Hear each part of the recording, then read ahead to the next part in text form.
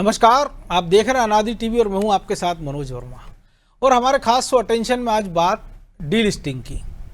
दिल्ली की सड़कों पर आदिवासियों का बड़ा हुजूम देखने को मिलेगा, जिसमें डी लिस्टिंग विरोधी रैली का आयोजन होना है। और मुद्दा सीधा है कि क्या धर्म बदलने वाले आदिवासियों का एसटी आरक्षण खत्म होना चाहिए। ये एक ऐसी बहस है जो देश के 10 करोड़ आदिवासियों को दो धड़ों में बांट चुकी है। पहला जनजाति सुरक्षा मंच का है पक्ष, जिसका तर्क है कि जो आदिवासी ईसाई या इस्लाम अपना चुके हैं वे अल्पसंख्यक और एसटी आरक्षण दोनों का दोहरा लाभ ले रहे हैं। 1970 की कार्तिक उरांव समिति ने भी इसकी सिफारिश की थी कि धर्म बदलने वालों को एसटी सूची से बाहर किया जाए, ताकि मूल रूप परंपरा से जुड़े गरीब वनवासियों को उनका हक मिल सके। लेकिन दूसरे पक्ष का कहना है कि आरक्षण धर्म के आधार पर नहीं, बल्कि नस्ल, विशिष्ट संस्कृति और पिछड़ेपन के आधार पर मिला है। पूजा की पद्धति बदलने से किसी का आदिवासी खून नहीं बदल जाता। उन्हें डर है कि डी लिस्टिंग से आदिवासियों की जल, जंगल और जमीन की सुरक्षा करने वाली 5वीं और 6ठी अनुसूची भी खतरे में पड़ जाएगी। ये लड़ाई अब संवैधानिक न्याय बनाम धार्मिक स्वतंत्रता की बन गई है। तो अटेंशन में हम आज बात इसी पर करेंगे, लेकिन पहले देखिए रिपोर्ट।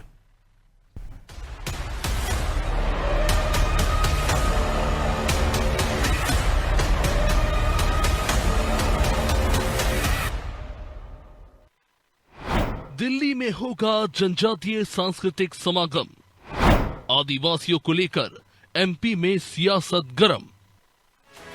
धर्मांतरण, आरक्षण और अब डी लिस्टिंग। देश की राजनीति में आदिवासी समाज से जुड़ा ये मुद्दा एक बार फिर केंद्र में आ गया है।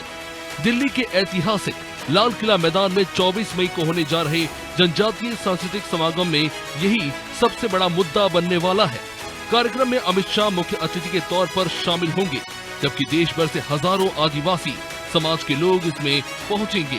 अकेले मध्य प्रदेश से 10,000 से ज्यादा जनजातीय समाज के लोगों के दिल्ली पहुंचने की तैयारी है। इस पूरे आयोजन का केंद्र है डी लिस्टिंग की मांग, यानी जो लोग धर्म परिवर्तन के बाद भी एसटी आरक्षण और अल्पसंख्यक दोनों का लाभ ले रहे हैं, उन्हें जनजातीय सूची से बाहर किया जाए। इधर बीजेपी इस पूरे आयोजन को आदिवासी अधिकारों और मूल जनजातीय पहचान की रक्षा से जोड़ रही है। आदिवासी भाइयों का सम्मेलन अगर किया जा रहा है तो वो अपनी जड़ों से जुड़े रहें। धर्मांतरण करने वाली शक्तियां, षड्यंत्रकारी लोग उनको बरगलाने में सफल ना हो, ऐसा देश के हित में सोचने वाले सभी लोग उनके नजदीक जाकर के संवाद स्थापित करते हैं। विकास कार्यों की जानकारी देना और अपनी जड़ों से जुड़ाव बरकरार रखना, ऐसे तमाम एजेंडों पर हमारा संगठन भी आदिवासी समाज के भाई बहनों से वार्तालाप करता है।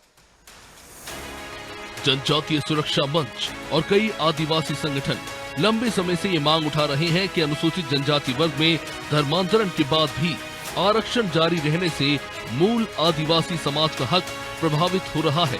उनका तर्क है कि अनुसूचित जाति वर्ग में धर्म परिवर्तन के बाद आरक्षण खत्म हो जाता है, लेकिन जनजातियों के मामलों में ऐसा स्पष्ट प्रावधान नहीं होने से दोहरे लाभ की स्थिति बन रही है। यही वजह है कि अब डी लिस्टिंग को लेकर आंदोलन और राजनीतिक दबाव दोनों बढ़ते जा रहे हैं। हालांकि कांग्रेस इस कार्यक्रम को लेकर बीजेपी पर हमलावर है। उसमें आदिवासी समुदाय पे निरंतर अत्याचार बढ़ता जा रहा है। आदिवासी वर्ग में सरकार को लेकर भारी नाराजगी है। इसको डैमेज कंट्रोल करने के लिए भाजपा सरकार फिर एक राजनीतिक आडंबर यहाँ पे रचने जा रही है, जिसमें झूठे वादे आदिवासी भाई बहनों के साथ में किए जाएंगे। उनके अधिकारों को लेकर नई घोषणाएं की जाएंगी, परंतु ये धरातल पर मूर्त रूप लेती नहीं नजर आ रही है। मालवा से भी कई बार डी लिस्टिंग की मांग उठ चुकी है और अब दिल्ली का ये आयोजन इस बहस को राष्ट्रीय स्तर पर ले जाता दिखाई दे रहा है। अभी हाल ही में आरक्षण और धार्मिक पहचान को लेकर अदालतों की टिप्पणियों के बाद भी ये मुद्दा और गरमाया है। लेकिन सबसे बड़ा सवाल यही है कि क्या धर्मांतरण के बाद भी आरक्षण का लाभ जारी क्यों रहना चाहिए? क्या डी लिस्टिंग से मूल जनजातीय समाज को उनका अधिकार मिलेगा या फिर इससे सामाजिक और राजनीतिक टकराव और बढ़ेगा? फिलहाल दिल्ली का ये जनजातीय समागम सिर्फ सांस्कृतिक आयोजन नहीं, बल्कि आने वाले दिनों की बड़ी राजनीतिक और वैचारिक बहस का मंच बनता नजर आ रहा है। ब्यूरो रिपोर्ट, अनादि टीवी।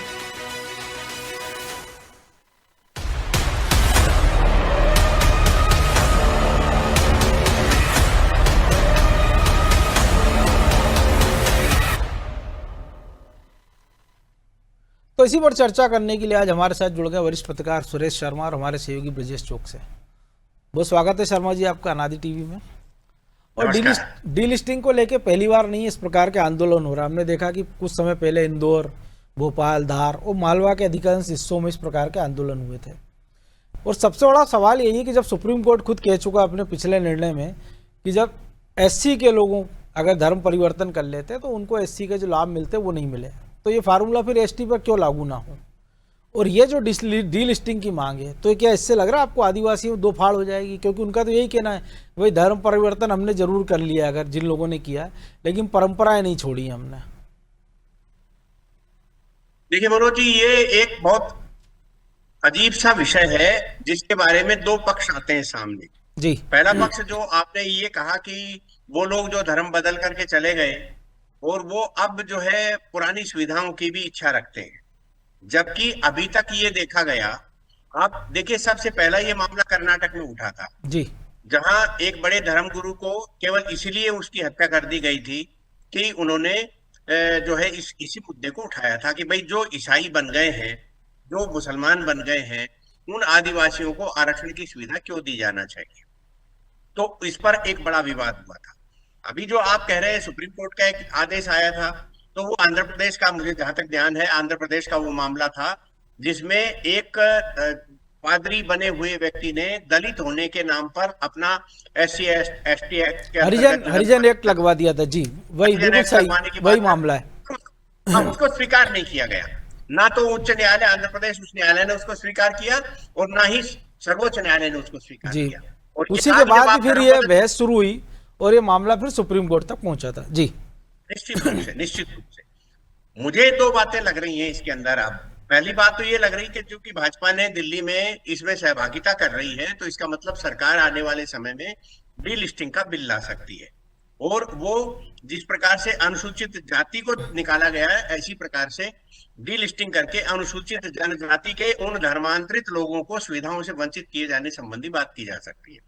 तो एक तो ये मुझे स्पष्ट लग रहा है कि अब आने वाले समय में एक बहुत बड़ी समस्या का समाधान हो जाएगा। और जो मिशनरीज आदिवासी और गरीबों के बीच जाकर के, या जो मुस्लिम समुदाय के धर्मांतरण करने के लिए जो हिंसक तरीके अपनाते हैं, उन दोनों तरीकों से इसका बचाव हो सकेगा। लेकिन आपको लग रहा है, मैं थोड़ा सा रोक रहा हूं, कि आपको लग रहा है कि ये संभव है कानून? क्यों? इसलिए हम देखते हैं केरल में ईसाई मिशनरियों का साथ चाहिए बीजेपी को, नॉर्थ ईस्ट में ईसाई मिशनरियों का साथ चाहिए, सरकारें बनानी है। तो इतना आसान रहेगा ये मुद्दा बनाना, कानून बनाना? और जो धर्मांतरण को लेके जो कानून है वो मध्य प्रदेश में भी देख रहे हैं कानून है, लेकिन उसका जो इम्प्लीमेंटेशन है वो हमको पता है कितना लचर है। कि मतलब जो सरकारी स्कूल कॉलेज हैं उस तक में इस तरह के मुद्दे आते हैं। इंदौर में हम देखा कि कॉलेज में किताबें पढ़ाई जाती इस तरह की। हम दमोह में देखते हैं स्कूल में पूरा क्रिकेट चल रहा होता है। झाबुआ का किस्सा आपसे छुपा नहीं है, दिग्विजय सिंह के शासनकाल से लेके बाद तक हमने आपने देखा है। इन सब बातों के बावजूद भी ये बात गंभीर है कि यदि संघ समर्पित भारतीय जनता पार्टी की सरकार ऐसा नहीं कर सकती है, तो हम इस देश को, जो आजादी के पहले तक जो है हमने अपने अस्तित्व को बचा के रखा है, वो अस्तित्व जो है खतरे में जाएगा। इसको आज मान लेना चाहिए जी। क्योंकि अब अन्य दलों के दिमाग में ये आ गया है कि वो किसी और का संरक्षण करें, हिंदू समाज का नहीं करें। और नहीं करने के परिणाम स्वरूप चुनावी प्रक्रिया को हम समझ सकते हैं। जब चुनावी लाभ भाजपा को सर्वाधिक मिल रहा है, तो वो हिंदू समाज के संरक्षण की भाजपा और RSS को चिंता करना पड़ेगी। नहीं करना पड़ेगी तो इन्हें भी अपने अस्तित्व की चिंता करना चाहिए। आने वाले समय में इनको भी सबक सिखाया जा सकता है, ये बिल्कुल मानने वाली बात है। पर जब मैं एक आगे बढ़कर के एक सुझाव दे रहा हूं जी, जब प्लेसेस ऑफ वर्शिप एक्ट 1991 में लाया जा सकता है कि 1947 से पहले जो मंदिर जिस प्रकार की स्थिति में है उसको हम स्वीकार कर लें, ऐसा करके कानून बनाया। धार्मिक स्वरूप चेंज नहीं हो सकता है, नहीं हो सकता। तो जो है हम ये नहीं ला सकते क्या कि 1947 से मंदिरों का क्यों, इंसानों का भी धार्मिक स्वरूप चेंज नहीं होगा? उसमें एक लाइन तो जोड़नी है भाई, जो मंदिरों का स्वरूप बदलने की बात नहीं। लेकिन संविधान में कहा है ना कि ये जो है ये मौलिक अधिकार है, वो किस धर्म का पालन करता है। लेकिन ये जो आप कह रहे हैं वो वाकई में कि अगर वो मौलिक अधिकार है, धर्म बदल रहा है, तो फिर उससे जुड़ी सुविधा का त्याग उसको फिर करना ही पड़ेगा। मनोज जी आप ये बताइए, आपसे एक सवाल पूछ रहा हूँ जी। कि ये मौलिक अधिकार का निर्देश भगवान ने दिया था या संविधान सभा ने दिया था? नहीं, इसको लेकर तो अभी संविधान सभा ने इसको लेकर सुप्रीम कोर्ट में जो बहस चल रही, सबरीवाला मंदिर को लेकर, तमाम सारी चीजों को लेकर, उसका वो निष्कर्ष यही है जो आप जिक्र कर रहे हैं, उसका उसके पीछे भी यही बातें चल मैं रही ये हैं। कहना चाहता हूं कि जब संविधान सभा ने किसी बात को तय किया था और उस मौलिक अधिकार का दुरुपयोग हो रहा है, जब नेहरू जी ने 1951 में मौलिक अधिकारों का, जो पत्रकारों से जुड़ा अभिव्यक्ति का मामला मौलिक अधिकार था, उसको बदल दिया था, तो आगे आप मौलिक अधिकार क्यों नहीं बदल सकते? तो इसलिए ये एक आर्गुमेंट्स के विषय है, आप अपना तर्क रख सकते हो, मैं अपना तर्क रख सकता हूं, लेकिन मैं अंतिम चर्चा के इस दौर के अंतिम शब्दों में मैं ये कहना चाहता हूं कि ये बात बिल्कुल फैक्ट है कि जिसने हमारी धर्म मान्यताओं को छोड़ करके, यानी सामाजिक मान्यताओं को, धर्म की नहीं सामाजिक मान्यताओं को छोड़ करके दूसरा धर्म ग्रहण कर लिया है, उस व्यक्ति को ये सुविधाएं नहीं देना चाहिए। निश्चित तौर पर क्योंकि ईसाई, हाँ, अनुसूचित जाति तभी मानी जाती है जब वो हिंदू समाज में है। लेकिन ब्रजेश जी बात वही है ना कि जो शर्मा जी ने कहा, हम देख रहे हैं कि एक व्यक्ति को, एक मान लीजिए कोई मिशनरी है, जो भी दूसरे धर्म के लोग ने लालच दिया, भाई हम आपको पैसा देंगे, अच्छी शिक्षा देंगे, वो वहाँ से सब ग्रहण करने के बाद वो अच्छी शिक्षा पा गया, कहीं सरकारी नौकरी में निकल गया वो आगे, फिर उसके पूरे परिवार के लोग उसका लाभ उठाने लगते हैं, उसके कुनबे के लोग लाभ उठाने लगते हैं। हमने ऐसे तमाम सारे परिवारों के किस्से हमारे पास हैं। अब लेकिन उसी वर्ग का जो दूसरा आदमी है, वो तो जिस स्थिति में था आज़ादी के पहले, वो आज भी वहीं खड़ा हुआ है। तो ये जो मांग है, तो इस पर तो गंभीरता से विचार होना ही चाहिए। जो शर्मा जी ने कहा, या तो फिर कानून बन जाए, लेकिन कानून तो देश में तमाम सारे हैं। देखिए मनोज जी, ये मांग कौन कर रहा है? आप देखिए, सर्वाधिक ये मांग उठी है झारखंड से, जहां पर कि आदिवासी समुदाय कम से कम 15 से 30% आदिवासी ईसाई में परिवर्तित हो चुका है। मांग वहीं से उठ रही है। बिल्कुल, गांव के गांव वहां पे हो गए। चर्च बन गए। मध्य प्रदेश की बात करो तो 2 से 5% पूरे देश में अंतर होगा। तो आप जो कह रहे थे ना कि नुकसान भी हो सकता है, तो बीजेपी को नुकसान कम और उसमें फायदा ज्यादा दिख रहा है। नुकसान तो कांग्रेस को दिख रहा है कि वो डीलिस्टिंग का विरोध करेगी, तो भाई उस पर तुष्टिकरण के आरोप लगेंगे। भाई यहाँ बीजेपी देखिए उस पर लगातार काम कर रही है। चाहे आरएसएस की हम बात करें, वो आदिवासी क्षेत्रों में काम कर रही है। आरएसएस के साथ साथ बीजेपी की बात करें तो वो जो आदिवासी समुदाय है उसमें वो गौरव जगाने की काम कर रही है, चाहे टंटे मामा की, चाहे गौरव दिवस के मामले को लेकर, चाहे अन्य सांस्कृतिक एक तरह से जागरूकता उनमें लाने की बात कर रही है। योजनाओं का लाभ देकर अब उसको ये बताने की कोशिश कर रही है कि भाई आपका हक दूसरे मार रहे हैं। भाई आदिवासी, मूल आदिवासी जो है उसका हक तो मारा ही जा रहा है ना। क्या आप ईसाई बनकर, जो आपने कहा कि जो है बेचारा वो तो वही है, आप दो जगह मतलब आदिवासी होने का भी लाभ ले रहे हैं और ईसाई चले गए तो अल्पसंख्यकों का भी लाभ ले रहे हैं। और जो मूल आदिवासी उसके हक पे आप डाका डाल रहे हैं। आप दो चीजों का लाभ ले रहे हैं। एक तो अल्पसंख्यक होने का आपको लाभ मिल रहा है, जो अल्पसंख्यक समुदाय के लिए योजनाएं होती हैं उसका आप लाभ ले रहे हो ईसाई बनकर। एक आप आदिवासी से ईसाई बने हो तो आदिवासी होने का, हाँ, ईसाई बने हो, मुस्लिम बने हो, जो भी बने हो आप, तो आप देखिए कि आपको फायदे दो मिल रहे हैं। और एक व्यक्ति जो मूल आदिवासी है, जो धर्म परिवर्तन नहीं कर रहा है, वो तो उसको तो उसका हक ही मारा जा रहा है ना उसका। तो ये आदिवासियों में एक तरह से क्या होगा, ध्रुवीकरण होगा। इसका फायदा किसको होगा? जो वोट बैंक कांग्रेस का था, कांग्रेस यदि विरोध करेगी तो फंसेगी, या उसकी डीलिस्टिंग का समर्थन करेगी तो मुश्किल में आएगी, तो समर्थन कर नहीं पाएगी, या तो उसको तटस्थ रहना पड़ेगा, या तो ये आदिवासी समाज की मांग है। तो उस समाज की मांग है, तो आप देखना कि वैसे ही हालात हो सकते हैं कांग्रेस में भी। जैसे आप द्रौपदी मुर्मू के मामले में, कांग्रेस में अंदर विधायक कुछ नहीं कह पा रहा है, आदिवासी विधायक वो क्रॉस वोटिंग कर रहे हैं, तो यहां भी बोलेंगे क्या वो? आप बताइए ना। बिल्कुल कि भाई हम डीलिस्टिंग का विरोध करें, क्यों? आदिवासी हक की बात कर रहे हैं ना। तो बीजेपी कहेगी साहब ये तो आदिवासियों को हम हक देना चाहते हैं, उनका पूरा हक उन्हें मिले, पूरा लाभ मिले, लेकिन ये विरोध कर रहे हैं। तो मध्य प्रदेश, और ये हम राजनीति में ही देख रहे हैं ना ब्रजेश जी की, जैसे मध्य प्रदेश हम बात करें कि मान ली एक परिवार राजनीति में आगे बढ़ गया, तो आप देख लिए कि उसी परिवार के लोग उसी सीट से लगातार आगे बढ़ रहे, कोई नया चेहरा तो आ ही नहीं पाता है। निश्चित, ये मतलब ये भी एक उदाहरण है। तो एक मौका मिलेगा, जो आरएसएस आदिवासियों के बीच में काम कर रहे हैं उनको और अपना नेटवर्क तगड़ा कर सकते हैं। इस एक ध्रुवीकरण होगा, इससे एक नया नैरेटिव होगा। आदिवासी इससे एक तरह से मुझे लगता है कि बीजेपी के समर्थन में आएंगे। शायद ये एक दिक्कत कांग्रेस के लिए हो सकती है, जो आपने कहा बीजेपी के लिए मुश्किल हो सकती है कि भाई मिशनरी जहां पे उनको जरूरत है उनकी, तो वो उनसे नाराज हो सकते हैं। तो मुझे लगता है इसकी संभावना कम है। वैसे भी वहां उनका जनाधार उतना मजबूत है नहीं है। यदि आप कहो तो कितने राज्यों में आपको वो करेंगे ये मुद्दे? झारखंड, छत्तीसगढ़, मध्य प्रदेश, उड़ीसा और आप सोचते राजस्थान में भी हैं, गुजरात में भी आदिवासी हैं, लेकिन सबसे ज्यादा आदिवासी तो पश्चिम बंगाल में भी है, पश्चिम बंगाल में भी, लेकिन प्रभावित सबसे ज्यादा कहाँ हुआ? बिल्कुल। तो आपको यहाँ एक नया नैरेटिव गढ़ा जाएगा, इस नैरेटिव का फायदा बीजेपी को दिख रहा है। और अभी एकदम संविधान में बदलाव नहीं हुआ। यदि कांग्रेस कहेगी साहब देखिए संविधान में खतरा है एक नैरेटिव, तब भी उसके लिए वो, क्योंकि ये अभी सिर्फ माहौल बनाने की कोशिश है ना। यदि दिल्ली में कोई आयोजन हो रहा है तो एक तरह से माहौल बनाया जाएगा, चर्चा होगी अभी इस पर, फिर बहस होगी, नेशनल स्तर पर ये मुद्दा छाएगा, फिर इसके नफा नुकसान देखे जाएंगे। जब चर्चा में आएगा तो दोनों तर्क आएंगे ना सामने से, कौन इसके पक्ष में है, कौन इसके विरोध में है, तो सबकी कलई खुल जाएगी। तो मुझे लगता है कि एक ऐसा नैरेटिव सेट करने की बीजेपी कोशिश कर रही है जिससे कि उसे हिंदी बेल्ट में फायदा मिले। और जो आदिवासी वोट बैंक की हम बात कर रहे हैं, यदि हम मध्य प्रदेश की बात करें तो मध्य प्रदेश में आप देखिए 21% है आदिवासी और 6 लोकसभा सीटें हैं, 47 विधानसभा सीटें हैं। छत्तीसगढ़ में 4 लोकसभा सीटें हैं और 28 विधानसभा सीटें हैं।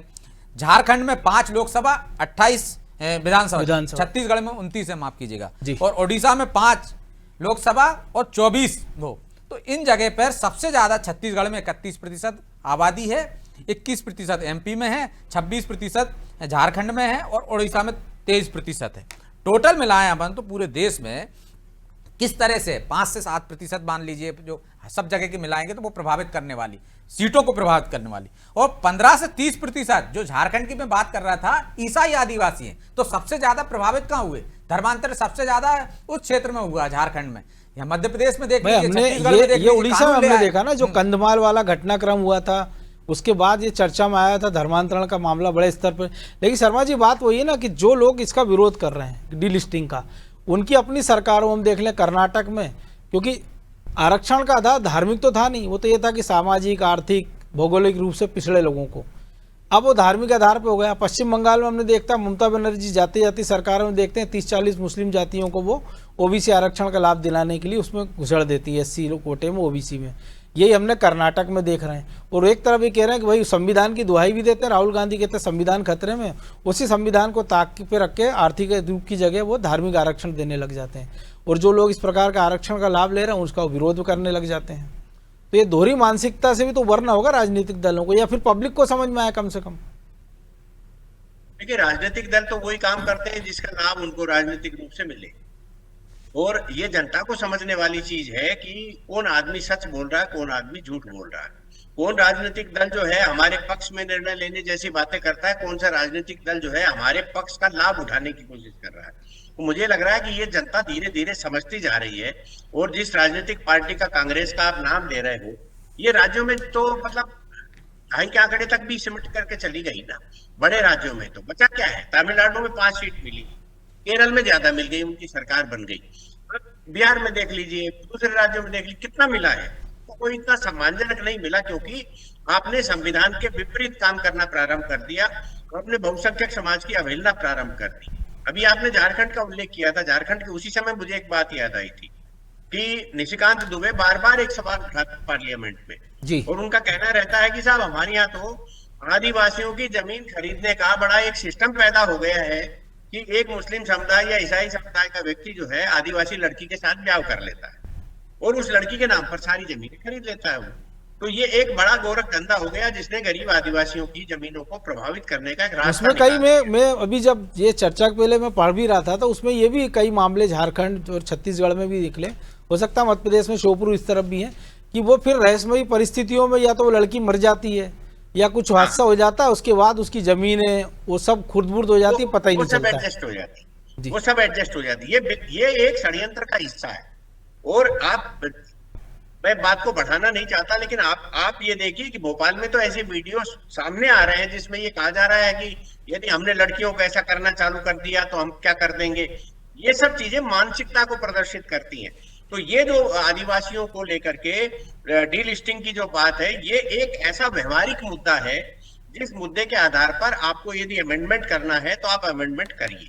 और करने के बाद, क्योंकि देखिए देश का सबसे बड़ा खतरा जो है मनोजी धर्मांतरण है, बिल्कुल सबसे बड़ा खतरा है। और आप ये देखिए, मैं फिर से मेरी बात को रिपीट कर रहा हूं कि हम आजादी के पहले हमारे मुगलों ने शासन हमारे ऊपर किया, ईसाइयों ने हमारे ऊपर शासन किया। और राजा भैया ठीक है जो कह रहे हैं वो अपनी जगह है, लेकिन आप ये मान के चलिए बड़ी संख्या में कन्वर्जन के बाद भी भारत का अस्तित्व भारत जैसा बना रहा। आस पास के देशों के अंदर कैसे धर्म बदल गए, कैसे देशों के स्वभाव चरित्र बदल गए, लेकिन भारत यथावत था। क्यों था यथावत? क्योंकि हम जो है हमारी मानसिकता के आधार पर चलते थे।